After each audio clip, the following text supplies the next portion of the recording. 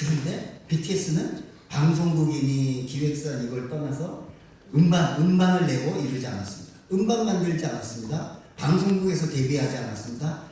처음 자기들이 만든 노래를 어디다 유튜브에 올렸습니다. 그냥 유튜브에.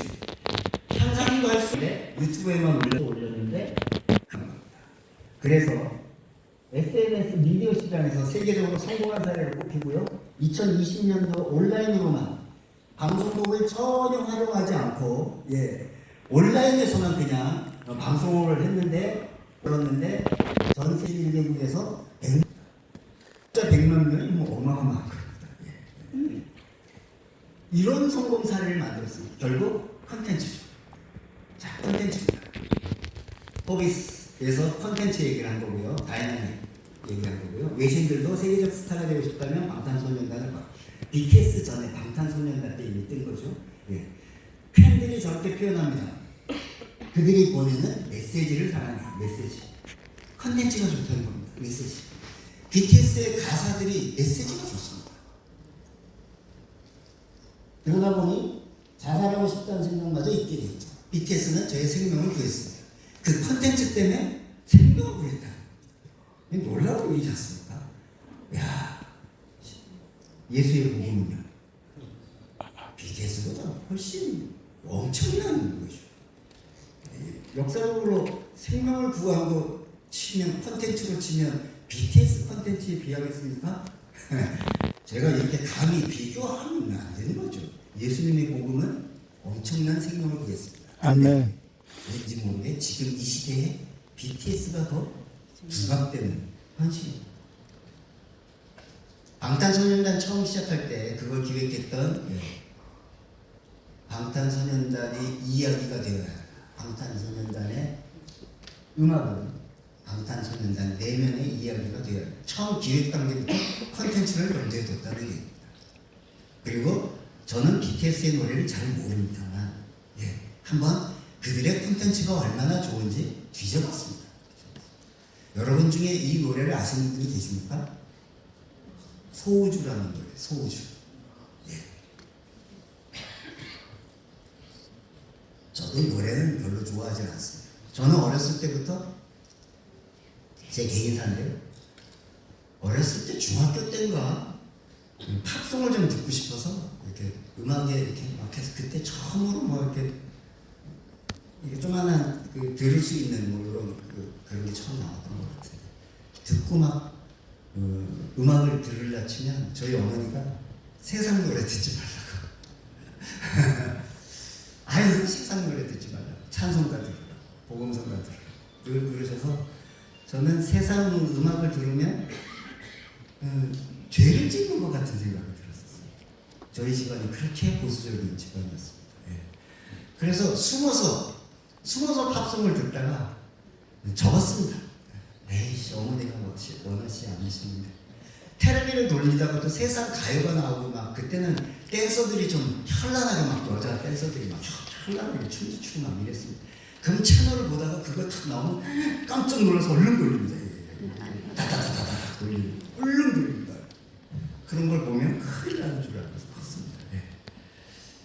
근데 하여튼 그래서 제가 가요나 이런 노래를 지금도 잘 안 듣습니다. 좀 아쉬운 대목입니다.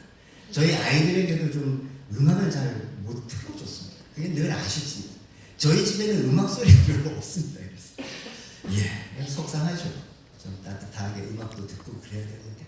근데 소우주라는 노래를 제가 한번 여러 번 들어봤어요. 가사도 봤습니다.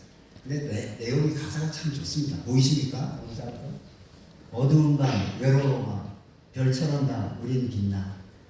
각자 청소년들이 다 외롭고 힘들고 내 존재는 이 세상에서 아무것도 아니라고 여기고 학교에서 성적도 안 나오고 엄마한테 구박도 당하고 1, 2등 하는 애들은 잘 나가지만 난 대학을 갈 수 있을지도 잘 모르겠고 그냥 다 하루하루가 힘들고 경쟁이 지치고 피곤하고 그래서 자꾸 자존감도 떨어지고 힘들어하는 아이들에게 BTS는 가사로 이렇게 얘기하는 겁니다. 외로운 밤, 어두운 밤, 외로워하지 마.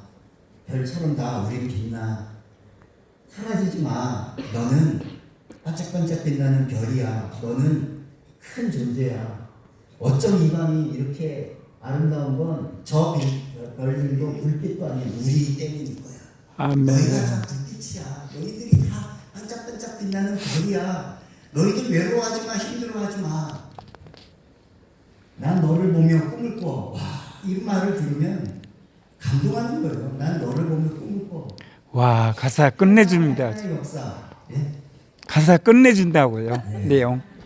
한 사람의 하나의 아유. 별. 네. 한 사람의 하나의 별. 한 사람의 하나의 역사를 만들어가고 있어. 니네들이 역사야. 니네들이 별이야. 각자만의 꿈.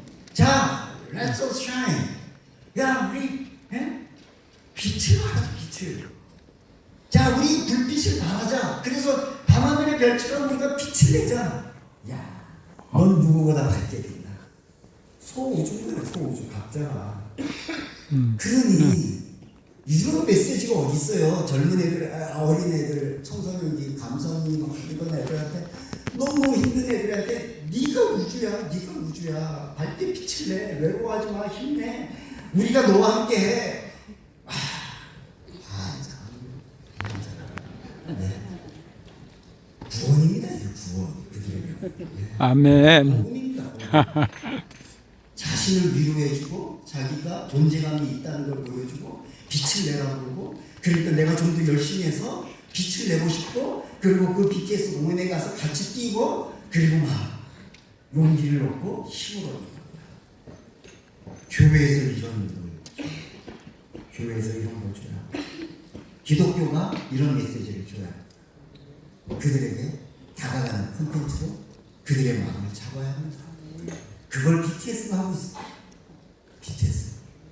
여러분 냉정하게 제가 오늘 BTS 칭찬을 많이 하겠지만 여러분 냉정하게 보십시오. BTS는요 돈을 버는 상업적인 그룹입니다. 그들이 자원봉사하려고 BTS 합니까?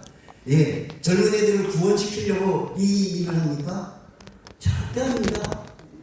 돈을 버는 기획사에서 돈을 벌기 위해서 철저하게 상업적으로 기획하고 상업적으로 계산해서 상업적으로 하는 행동들입니다.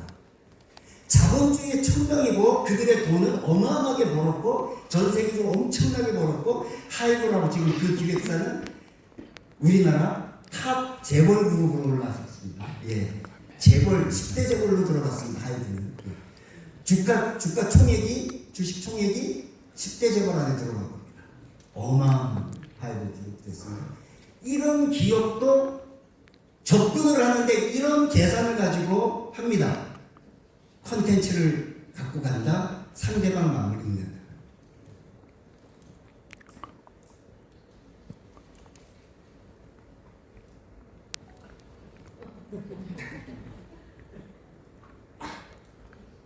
네. 제가 그 다음에 성경을 집어넣은 거는 우리에게는 컨텐츠는 있습니다. 그냥 기본적으로 우리에게 콘텐츠가 있습니다. BTS의 아무리 아까 끝내주는 가사보다 훨씬 더 은혜있고 훨씬 더 성령님이 함께하시고 훨씬 더 영적인 파워가 있는 그래서 신종골수도 쪼개고 어떤 상황도 극복해내고 이 지구를 바꾸고 역사를 바꾸고 엄청난 콘텐츠가 우리에게 있습니다. 아멘. 아멘. 박수요.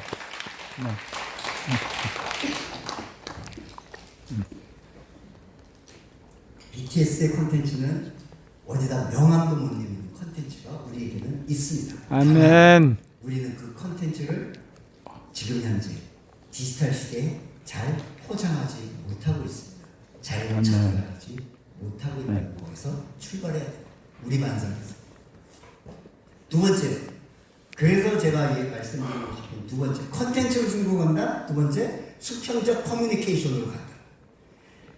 이제는 수평적 커뮤니케이션으로 교회도 가야 된다고 저는 감히 제안합니다. 제 말이 꼭 정답은 아닙니다. 그러나 저는 이렇게 가야 한다고 제안을 드립니다. 수평적 커뮤니케이션. 이 부분에 대해서 말씀드리는데 수평적 커뮤니케이션이라는 게 우리가 이제 눈높이를 낮춰서 넌 크리스찬들의 기준에 맞춰서 점점점 객체화되고 고립화되고 개인화되는 그 개인의 니드에 맞춰서 가자는 거잖아요. 간단한 겁니다. 근데 왜 제가 이렇게 강조를 하냐면 디지털 시대이기 때문에요. 사람들이 이제는 남의 말을 듣지 않는 시대가 됐습니다. 설교를 해도 좋은 복음을 전해도 웬만하지 않으면 그들이 귀를 열지 않는 시대가 됐습니다. 그 이야기를 해보겠습니다. 얘기를 아예 안 듣는 시대가 됐다는 겁니다. 그 시대도 이해하셔야 됩니다. 그냥 현실이 그렇게 됐습니다. 그래도 말씀을 전하면 돼. 말씀이 다 뚫어줄 거야. 아니면 안 돼, 이제. 안 돼. 방법을 바꿔요. 말씀은 진리는 변하지 않지만 진리를 전달하는 방식은 바뀔 수 있는 겁니다. 아멘. 아멘. 자, 왜 마음 문을 닫는지 처음부터 한번 설명해 보겠습니다. 마음을 닫는 처음부터. 우리 머릿속에는 메타인지 영역이 있습니다. 아주 초월적으로 나를 바라보는 영역이죠. 바라보는. 그래서 내가 필요한 게 뭐고 나에게 부족한 게 뭐고 무엇을 할지를 자각하는 메타인지가 있는데 이게 훌륭할수록 학습 효과가 뛰어나다고 합니다. 이게 낮으면 낮을수록 어려운데 모든 메타인지 안에는 자동화 처리라는 우리가 알지 못하는 인식 속에서 나를 객관화시켜가면서 초월적으로 가는 과정 속에 그 머릿속에 자동화 처리라는 시스템이 하나 있습니다. 내가 의도하든 안 하든 상관없이 내 뇌가